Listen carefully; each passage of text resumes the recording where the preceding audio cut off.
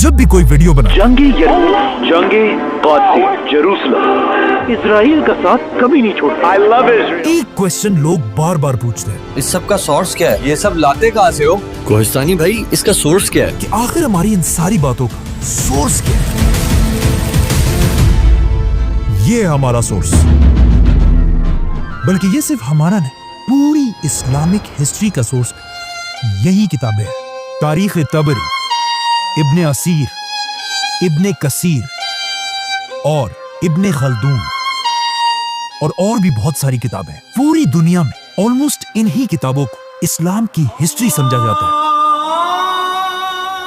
लेकिन मेरे ख्याल में इससे भी बड़ा क्वेश्चन ये होना चाहिए कि आखिर इस्लाम की हिस्ट्री के इन किताबों का सोर्स क्या है, और ये सारी बड़ी बड़ी बुक्स आखिर आई कहां से। इन बुक्स और इनके लिखने वाले स्कॉलर्स की स्टोरी बहुत ही इंटरेस्टिंग है। आज से 1400 साल पहले रसूलुल्लाह सल्लल्लाहु अलैहि वसल्लम की वफात के बाद उनके पहले खलीफाओं ने अबू बकर, उमर, उस्मान और अली रज़ियल्लाहु अन्हु ने इस्लाम की कोई भी हिस्ट्री नहीं लिखी, क्योंकि लिखने की जरूरत ही नहीं थी। ज्यादातर सहाबा अब भी जिंदा थे और उन्हें इस्लाम की सारी हिस्ट्री का पहले से पता था। लेकिन आहिस्ता आहिस्ता जैसे जैसे सहाबा दुनिया से जाने लगे, मुसलमानों की नई जनरेशन इस्लाम की हिस्ट्री को बदर, ओहद, खंदक जैसी जंगों को भूलने लगे, और कुछ यंग लोग तो इस्लाम के हीरोज जैसे खालिद बिन वलीद और अली रज़ियल्लाहु अन्हु को छोड़कर रोमन और पर्शियन एम्पायर के हीरोज हरक्यूलिस और रुस्तम से इंप्रेस होने लगे। अब इस यंग जनरेशन को इस्लाम के हीरोज की याद दिलाने के लिए पहली बार मुसलमानों के एक बहुत बड़े खलीफा ने काम शुरू किया, जिनका नाम था उमर बिन अब्दुल अजीज। उमर बिन अब्दुल अजीज ने खलीफा बनते उस जमाने के एक बहुत बड़े स्कॉलर इब्ने शहाब अज़-ज़ुहरी को अपने पास बुलाया और उन्हें हुक्म दिया कि मेरी इस खिलाफत में मुसलमानों को रसूलुल्लाह सल्लल्लाहु अलैहि वसल्लम की जिंदगी के बारे में हर जगह जाकर लेक्चर्स दो।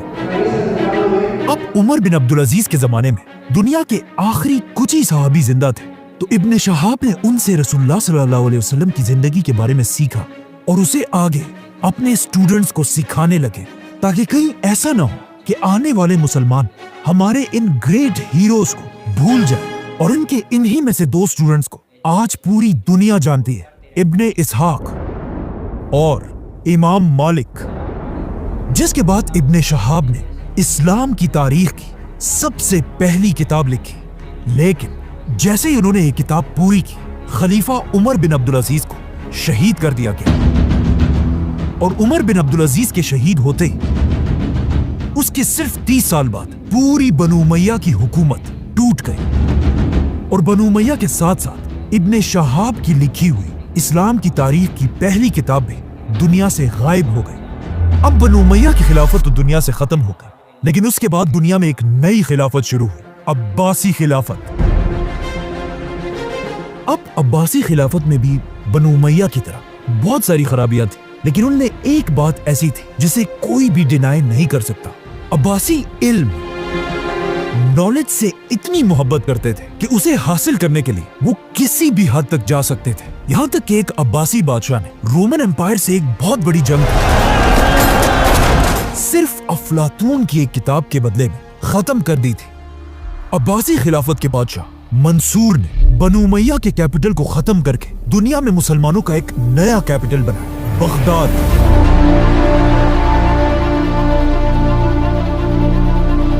और उसके अंदर उसने दुनिया की सबसे बड़ी लाइब्रेरी बनाई, जिसे आगे जाकर बैतुल हिकमा, हाउस ऑफ विजडम का नाम मिला। ये लाइब्रेरी बनाते अब्बासी बादशाह मंसूर ने उसी इब्ने शहाब अज़-ज़ुहरी के स्टूडेंट इब्ने इसहाक को अपने पास बुलाया और उसे हुक्म दिया कि जाओ और इस्लाम की हिस्ट्री पर दोबारा एक किताब लिखो, लेकिन कोई ऐसी वैसी किताब नहीं, आदम अलैहिस्सलाम से लेकर मुझ तक उसमें पूरी दुनिया की हिस्ट्री होनी चाहिए। इब्ने इसहाक ने बिल्कुल ऐसा ही किया और मंसूर के ऑर्डर्स पर मुसलमानों की पहली कंप्लीट तारीख लिखी। ये हदीस की किताब नहीं बल्कि एक हिस्ट्री की किताब थी। लेकिन आज इब्ने इसहाक की ये इंपॉर्टेंट बुक भी दुनिया से गायब हो चुकी है। लेकिन अब क्वेश्चन ये है कि आखिर क्यों ये सारी किताबें दुनिया से गायब हो रही थी? क्योंकि अब तक मुसलमानों को पेपर की टेक्नोलॉजी का पता नहीं था। और ये सारी किताबें पुराने जमाने के एक बहुत ही महंगे मटेरियल पपायरस पर लिखी जाती थी, जिसे मुसलमान इन छोटे छोटे पत्तों को मिलाकर बनाते थे, जो पेपर के मुकाबले में एक बहुत ही मुश्किल काम था। पेपर की टेक्नोलॉजी उस जमाने में दुनिया के सिर्फ एक ही मुल्क में थी, मुसलमानों की खिलाफत से बहुत दूर, चाइना। और पेपर की इस टेक्नोलॉजी को चाइना के बादशाहों ने पूरी दुनिया से छुपा कर रखा था, लेकिन बहुत जल्द ये सब बदलने वाला था, क्योंकि अब्बासी खिलाफत के आते ही कुछ ही अरसे बाद मुसलमानों और चाइनीज एम्पायर की सबसे बड़ी जंग,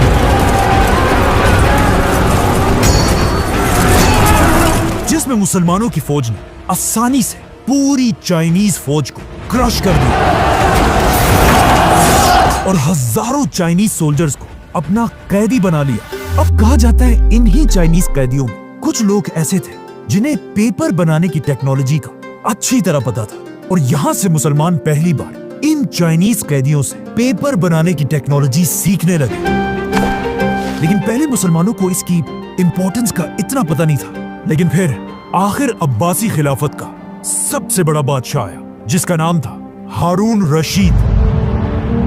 और हारून रशीद को पेपर की टेक्नोलॉजी की ताकत का अच्छी तरह पता था, इसीलिए उसने बगदाद में दुनिया की सबसे बड़ी पेपर बनाने की फैक्ट्री बनाई, जिसके साथ ही दुनिया में एक नया दौर शुरू हुआ, जिसे आज तक लोग याद करते हैं, इस्लामिक गोल्डन एज। हारून रशीद ने हाउस ऑफ विजडम के बिल्कुल पास दुनिया की सबसे बड़ी पेपर की फैक्ट्री बनाई, जहां पानी की मशीन से डेली हजारों पेपर्स बनाए जाते थे। ये दुनिया की सबसे बड़ी पेपर फैक्ट्री थी, और ये इतनी बड़ी बात थी कि यूरोप में पहली पेपर की फैक्ट्री मुसलमानों से 300 साल बाद बनाई गई थी। अब इसी पेपर की टेक्नोलॉजी की वजह से किताबें गायब होने की टेंशन खत्म हो चुकी थी, क्योंकि जो भी किताब हाउस ऑफ विजडम में लिखी जाती थी उसे इसी पेपर मार्केट में कॉपी कर करके पूरी दुनिया में फैलाया जाता था।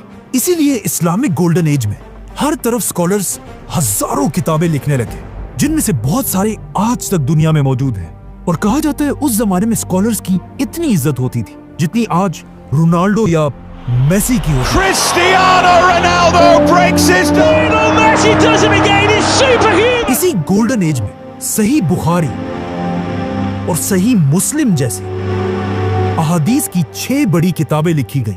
लेकिन अब भी एक बहुत बड़ा मसला यह था कि इब्ने इसहाक की किताब गायब होने की वजह से इस्लाम की हिस्ट्री पर कंप्लीट कोई भी किताब नहीं थी। तो अब ये देखकर उसी इब्ने इसहाक के स्टूडेंट इब्ने हिशाम ने दोबारा एक बार फिर इस्लाम की हिस्ट्री पर किताब लिखी, और पेपर की टेक्नोलॉजी की वजह से इब्ने हिशाम की ये किताब आज तक हमारे पास पड़ी हुई है।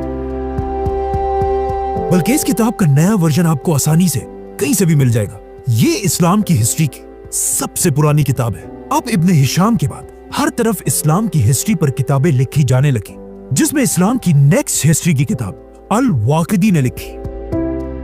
ये है वाक़िदी की किताब, लेकिन आज बहुत सारे स्कॉलर्स वाक़िदी की कुछ बातों को सही नहीं समझते, जिसके बाद वाक़िदी के स्टूडेंट ने भी एक किताब लिखी, तबक़ात इब्ने साद, जिसमें उसने सारे सहाबा की स्टोरीज लिखी।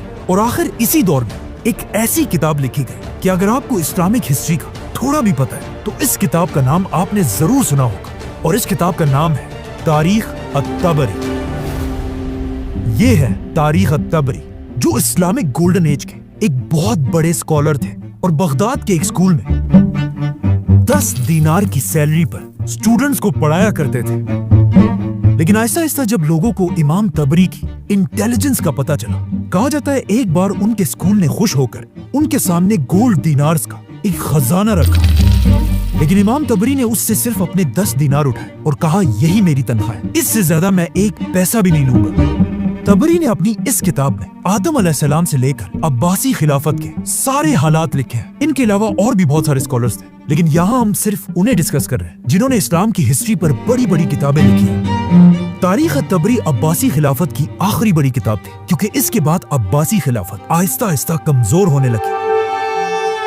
आखिर आहिस्ता आहिस्ता मुसलमान इतने कमजोर हो गए कि इसका सबसे बड़ा फायदा यूरोप के पोप ने उठाया और यूरोप के क्रिश्चियंस को जमा करके मुसलमानों के फलस्तीन पर हमला कर दिया।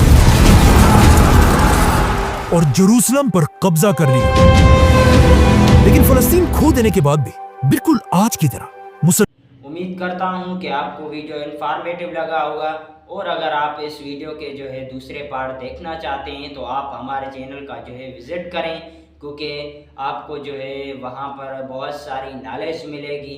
जो है चैनल को भी सब्सक्राइब करें, वीडियो को भी लाइक करें और वीडियो को शेयर करें अपने दोस्तों के साथ, क्योंकि हम इस चैनल पर जो है ऐसे एजुकेशनल वीडियोस हर रोज़ अपलोड करते रहते हैं। और चैनल को सब्सक्राइब करना मत भूलिएगा और वीडियो को आखिर तक देखें। अल्लाह हाफ़िज़।